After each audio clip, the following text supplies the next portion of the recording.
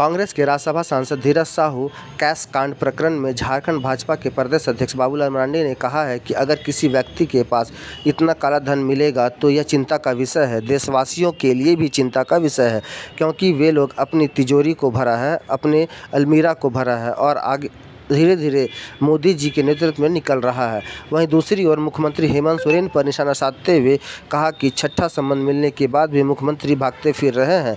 अगर उन्होंने गड़बड़ी नहीं की है तो भागते क्यों फिर रहे हैं? एक महत्वपूर्ण पद पर बैठे हुए हैं और राज्य के मुख्यमंत्री हैं। अगर वही कानून को ठेंगा दिखाने का काम करेंगे तो अपराधियों को कैसे पकड़ा जाएगा?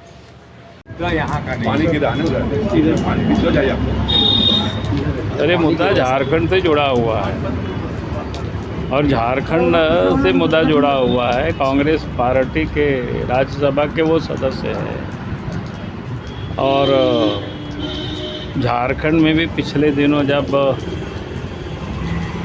ईडी वालों ने छापा मारा था तो पूजा सिंघल के ठिकानों पर नोटों की करोड़ों की गड्डी मिली और हेमंत सोरेन को भी ईडी अब तो छठा नोटिस दे चुका है और हेमंत सोरेन भागे फिर रहे हैं।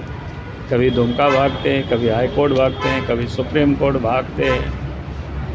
भाई अगर उन्होंने गड़बड़ नहीं किया है तो फिर भाग क्यों रहे हैं?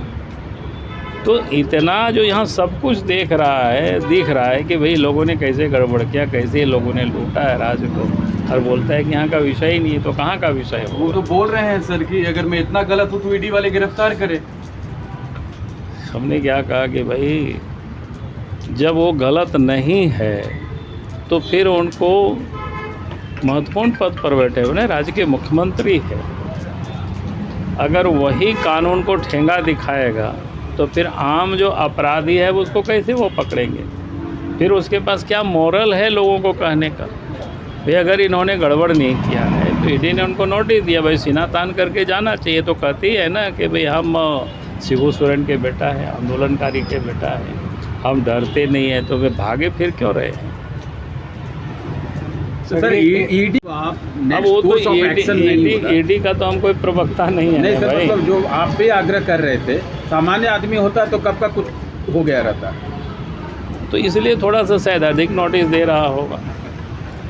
बड़े लोगों के लिए बड़ी छूट है। नहीं, बड़ी छूट नहीं है, मैं ऐसा नहीं मानता हूँ। कानून के नज़रों में सब लोग बराबर है, लेकिन हमने कहा कि शायद उनकी व्यस्तता वाक़े को देखते हुए शायद थोड़ा सा अधिक समय उनको मिल रहा हो या दे रहा हो। सर भाजपा के लेकिन हमने तो बार बार कहा है कि भाई विधि सम्मत जो भी कार्रवाई करनी हो वो करना चाहिए।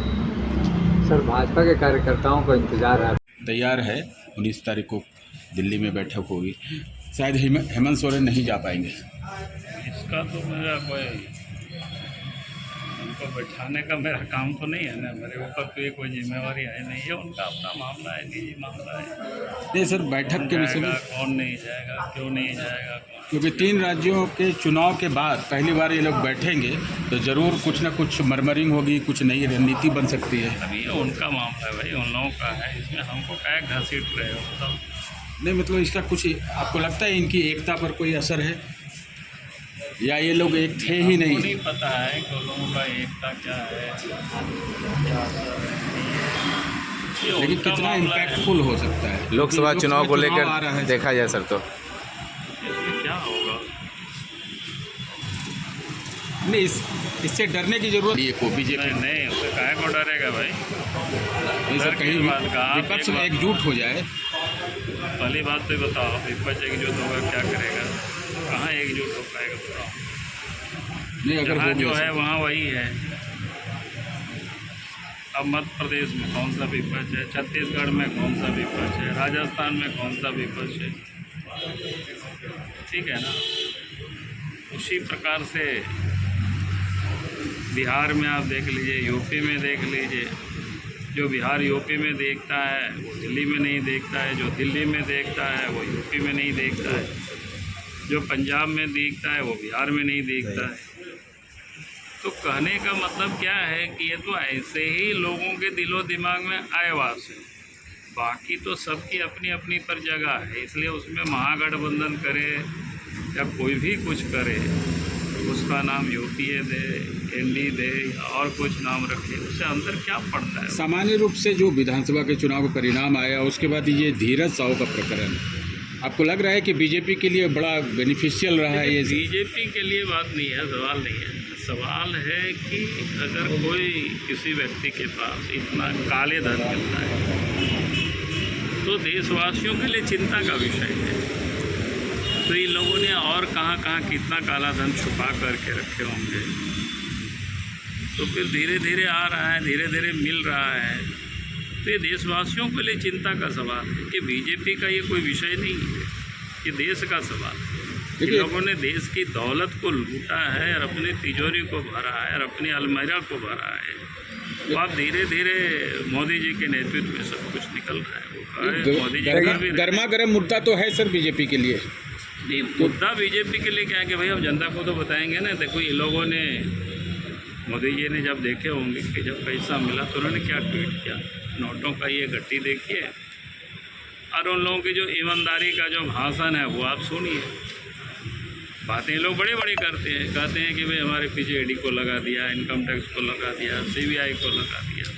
भाई नोटों के गड्डी अगर ढेर वो लोग घर में रखेंगे तो इनकम टैक्स जाएगा, ईडी वाले जाएंगे, सीबीआई वाले में ज़रूरत पड़ेगी तो वो भी जाएगा यार, उसको निकालेगा ही। तो इसमें आश्चर्य की क्या बात है? नहीं सर, सदन में आज मुद्दा नहीं उठ पाया और अध्यक्ष ने कहा कि ये मुद्दा यहाँ का नहीं है। अरे मुद्दा झारखंड से जुड़ा हुआ है और झारखंड से मुद्दा जुड़ा हुआ है। कांग्रेस पार्टी के राज्यसभा के वो सदस्य हैं और झारखंड में भी पिछले दिनों जब ईडी वालों ने छापा मारा था तो पूजा सिंघल के ठिकानों पर नोटों की करोड़ों की गड्डी थी और हेमंत सोरेन को भी ईडी अब तो 6ठा नोटिस दे चुका है। और हेमंत सोरेन भागे फिर रहे हैं, कभी दुमका भागते हैं, कभी हाई कोर्ट भागते हैं, कभी सुप्रीम कोर्ट भागते हैं। भाई अगर उन्होंने गड़बड़ नहीं किया है तो फिर भाग क्यों रहे हैं? तो इतना जो यहाँ सब कुछ दिख रहा है कि भाई लोगों ने कैसे गड़बड़ किया, कैसे लोगों ने लूटा है राज को, और बोलता है कि यहाँ का विषय ही नहीं है। तो कहाँ का विषय है? वो तो बोल रहे हैं सर कि अगर मैं इतना गलत हूँ तो ईडी वाले गिरफ्तार करे। हमने क्या कहा कि भाई जब वो गलत नहीं है तो फिर उनको महत्वपूर्ण पद पर बैठे हुए राज्य के मुख्यमंत्री है, अगर वही कानून को ठेंगा दिखाएगा तो फिर आम जो अपराधी है उसको कैसे वो पकड़ेंगे? फिर उसके पास क्या मोरल है लोगों को कहने का? भाई अगर इन्होंने गड़बड़ नहीं किया है तो ईडी ने उनको नोटिस दिया, भाई सीना तान करके जाना चाहिए। तो कहती है ना कि भाई हम शिबू सोरेन के बेटा है, आंदोलनकारी के बेटा है, हम डरते नहीं हैं, तो वे भागे फिर क्यों रहे? सर ईडी भी कहीं मजबूर है क्या 5-6 समन के बाद भी?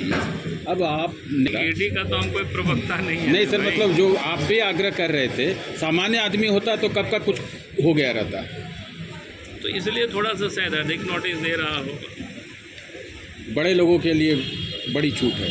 नहीं, बड़ी छूट नहीं है, मैं ऐसा नहीं मानता हूँ। कानून के नज़रों में सब लोग बराबर है, लेकिन हमने कहा कि शायद उनकी व्यस्तता भाग्य को देखते हुए शायद थोड़ा सा अधिक समय उनको मिल रहा हो या दे रहा हो। सर भाजपा के लेकिन हमने तो बार बार कहा है कि भाई विधि सम्मत जो भी कार्रवाई करनी है वो करना चाहिए। सर भाजपा के कार्यकर्ताओं का इंतजार है आपकी कमेटी का, कब तक होगा?